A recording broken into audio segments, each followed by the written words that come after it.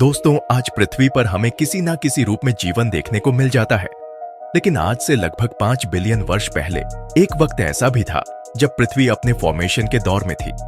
आज लोग पहाड़ों और हसीन वादियों का लुत्फ उठाते हैं, लेकिन उस दौर में ऐसा कुछ भी नहीं था। धरती पर पनपे सबसे पहले माइक्रो ऑर्गेनिज्म के बाद की कहानी तो हम कई दफा सुन चुके हैं, लेकिन दोस्तों आज के इस टॉपिक में हम आपको ये बताएंगे कि पृथ्वी माइक्रो लाइफ से पहले कैसा था। ओवरऑल हम आपको माइक्रो लाइफ के पहले के कालक्रम को बताएंगे, तो आप बस इस टॉपिक को अंत तक पढ़ें। दोस्तों, इस टॉपिक में हम जानेंगे कि हमारे नीले ग्रह की शुरुआत कैसे हुई, पृथ्वी पर जीवन की उत्पत्ति किस प्रकार हुई, कैसे हुआ यहाँ जीवों का विकास, डायनासोर कब पृथ्वी पर आए और कैसे उनका अंत हुआ। तो बिना देरी किए हुए आगे बढ़ते हैं और जानते हैं अपनी पृथ्वी के इतिहास के बारे में। दोस्तों, लगभग 5 बिलियन वर्ष पहले जब पृथ्वी का निर्माण भी नहीं हुआ था, तब हमारे सोलर सिस्टम में सिर्फ सूरज की फॉर्मेशन ही हुई थी और ये उस वक्त पूरी तरह से स्टारडस्ट से घिरा हुआ था। लेकिन असली कहानी उस वक्त शुरू हुई जब आउटर स्पेस में कॉस्मिक डस्ट टाइट होकर एक साथ जुड़ने लगी। इस वजह से स्मॉल स्टोन्स फॉर्म हुए। ये फॉर्मेशन काफी रोचक और सिंपल थी, जो बहुत लंबे वक्त तक चली, लेकिन इसी प्रक्रिया ने प्लैनेट्स के फॉर्मेशन में एक अहम भूमिका निभाई। ग्रेविटी ने इन स्टोन्स को कई मिलियन सालों तक खींचा, जिस वजह से पृथ्वी अपने शेप में आने लगी, लेकिन अभी भी पृथ्वी अपने वास्तविक स्वरूप में नहीं आई थी। इसे अभी भी कई सारी प्रक्रियाओं से गुजरना बाकी था। अभी पृथ्वी केवल एक गर्म गोले के समान थी, जिसका तापमान 1200 डिग्री सेल्सियस से भी अधिक था। ये वो समय था जब पृथ्वी कार्बन डाइऑक्साइड और नाइट्रोजन के गुब्बार से भरी हुई थी। तब ना तो पृथ्वी पर हवा थी और ना ही कोई एटमॉस्फेयर। यहां तक कि इस पर एक ठोस सतह का निर्माण तक नहीं हुआ था। चारों ओर केवल लावा फैला हुआ था। हालांकि इस स्थिति को बदलते देर न लगी। जल्द ही एक ऐसी घटना घटी जिसकी वजह से पृथ्वी एक नए ग्रह से टकराई, और ये टकराव इतना जोरदार था कि पृथ्वी का एक टुकड़ा टूटकर पृथ्वी से अलग हो गया। यही टुकड़ा आज हमारे पृथ्वी का चांद है।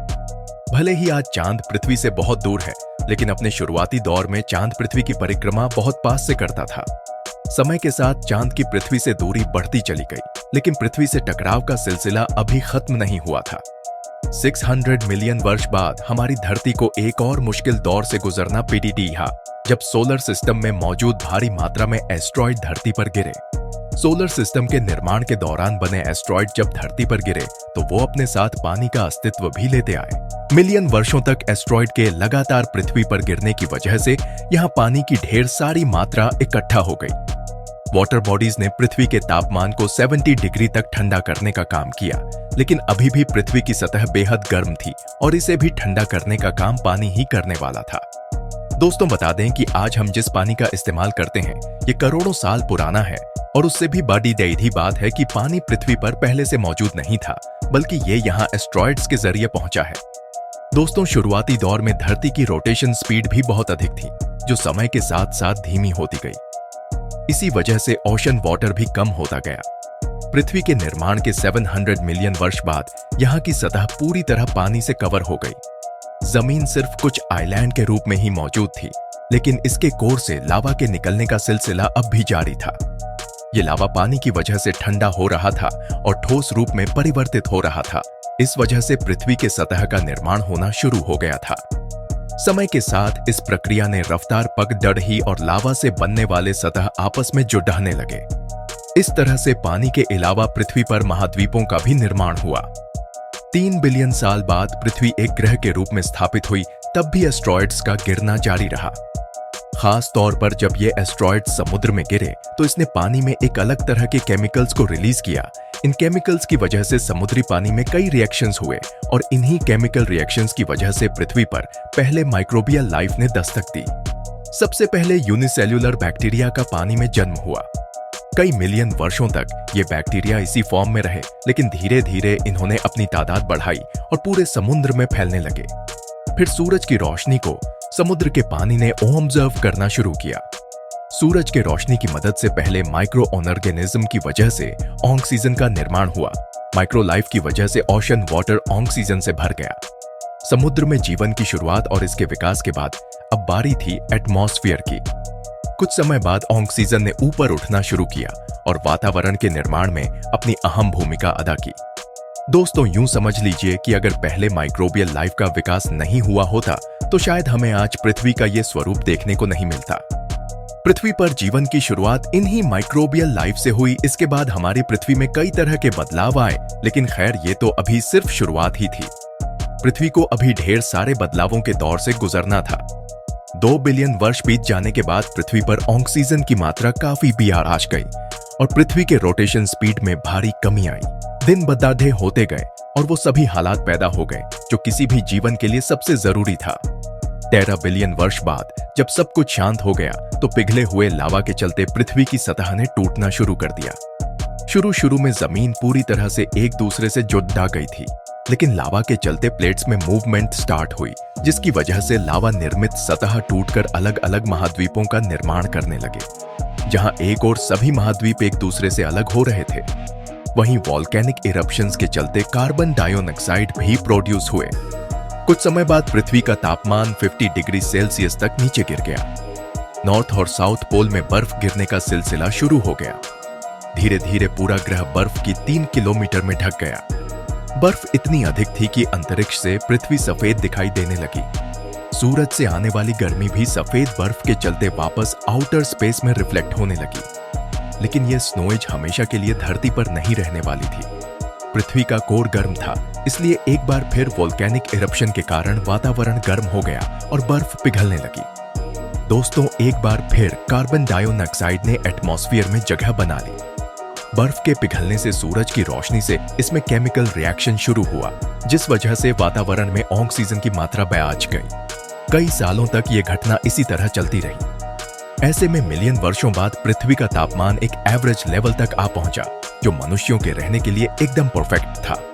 पृथ्वी का तापमान सही स्थिति में आ गया, लेकिन इस प्रक्रिया में स्नोएज के दौरान विकसित हुए सभी बैक्टीरिया को मरना पीडी था।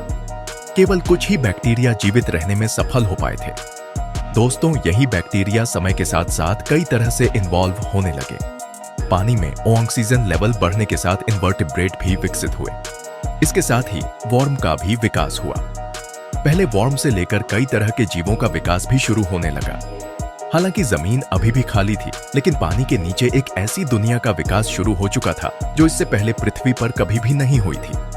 पानी के अंदर पहले इंसेक्ट के साथ पहले प्रेडेटर्स का विकास हुआ, जिन्होंने अपने भोजन के रूप में ट्राइलोबाइट्स को खाना शुरू किया। जीवों के साथ साथ महासागरों में पेडिडिडेज पौधों ने भी अपनी एक जगह बनाई। प्लांट और एनिमल्स की कम से कम 10,000 प्रजातियां पृथ्वी पर अस्तित्व में आ गईं। जहां पानी के अंदर एक सुंदर मरीन वर्ल्ड का निर्माण हो रहा था, वहीं हमारी सतह अभी भी वीरान थी। इसकी सबसे बड़ी वजह सूरज के किरणों से उत्पन्न होने वाले रेडिएशंस थे, लेकिन जल्द ही समुद्र से निकलने वाली ऑक्सीजन ने रेडिएशंस के साथ रिएक्ट करना शुरू किया, जिस वजह से ओजोन नामक एक नई गैस का निर्माण शुरू हुआ।